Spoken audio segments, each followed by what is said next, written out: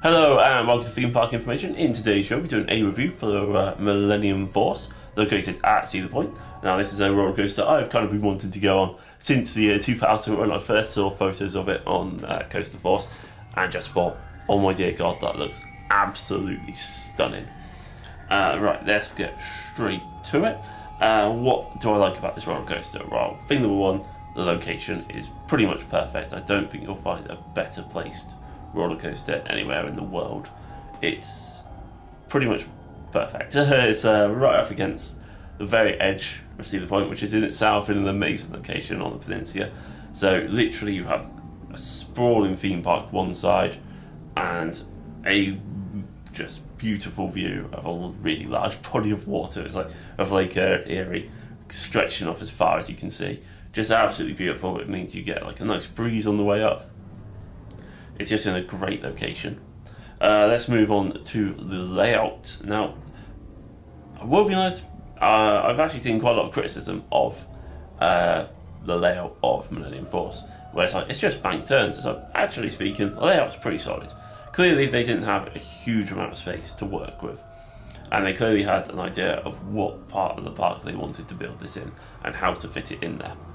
And I will be honest, I think the layout works really well. It's keeps a good speed throughout. It is pretty fun, and I mean, it may, and some people obviously do criticise Millennium Force's force, ironically, but overall it works really well. It enables it to have like a couple of really cool tunnel sections, a few airtime moments.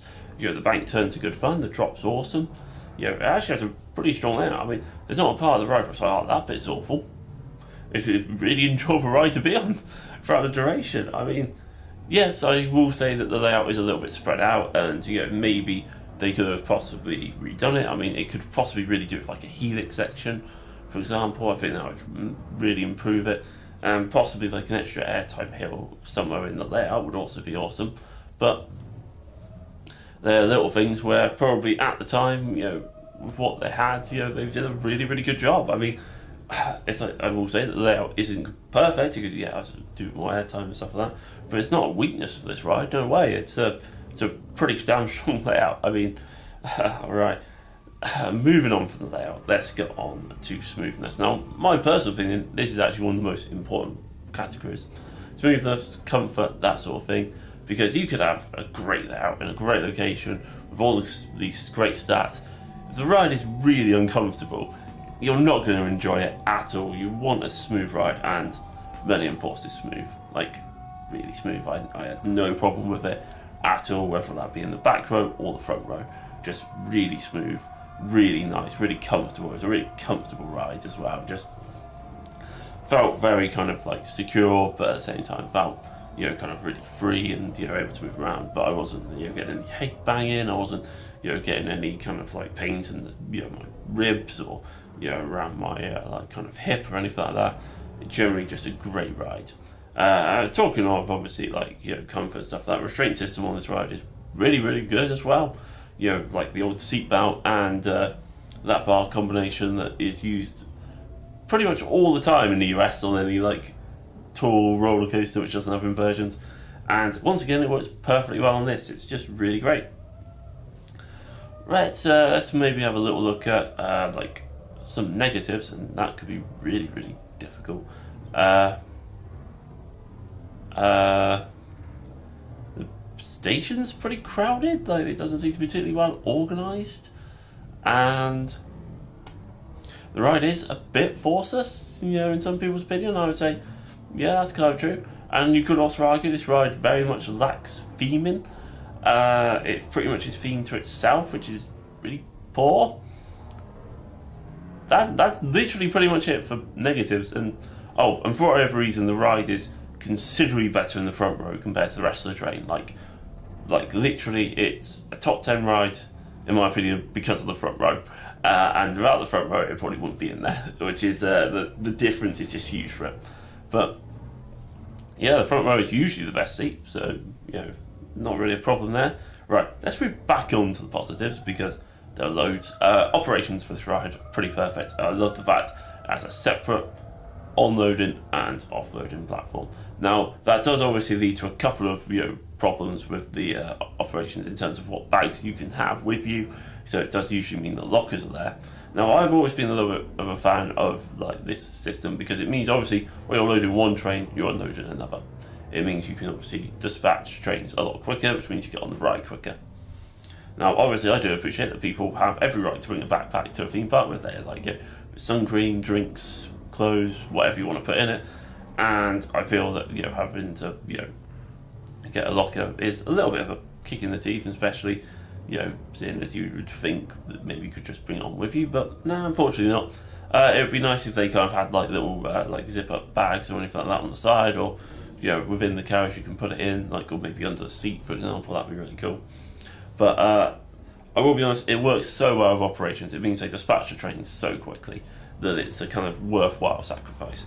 Also, on the positives is how it gets up that first lift hill, because usually I'm quite used to sitting there slowly clicking up, thanks to the old cable lift hill. It flies up there. It gives it already a huge kickstart to the ride. Also on it, it's actually got a great colour scheme. It fits beautifully. Actually has a really cool station as well. It has great music.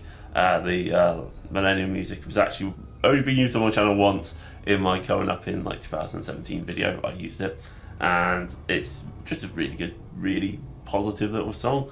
I also love the fact that this ride actually had a really short queue whenever I was there, and I did watch and had a good laugh at people using their fast pass, and they literally pretty much went onto it at the point the queue ended, which I thought was really funny.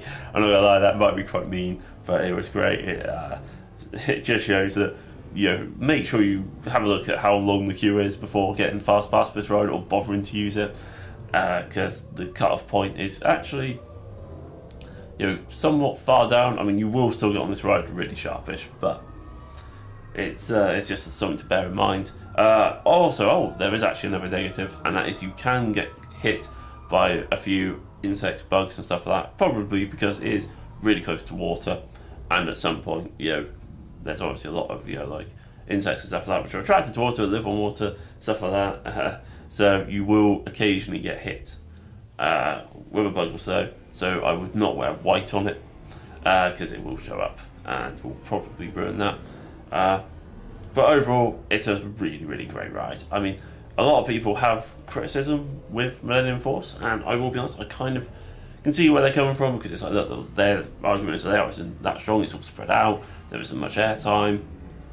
The drop, it may be really cool, but it's overhyped and stuff like that. And it's like, well, yeah, it's like the hype is pretty high, but you have to take it with what you can see. I mean, as a solid, really cool drop, several good airtime moments, the back turns are fun, the tunnels are fun.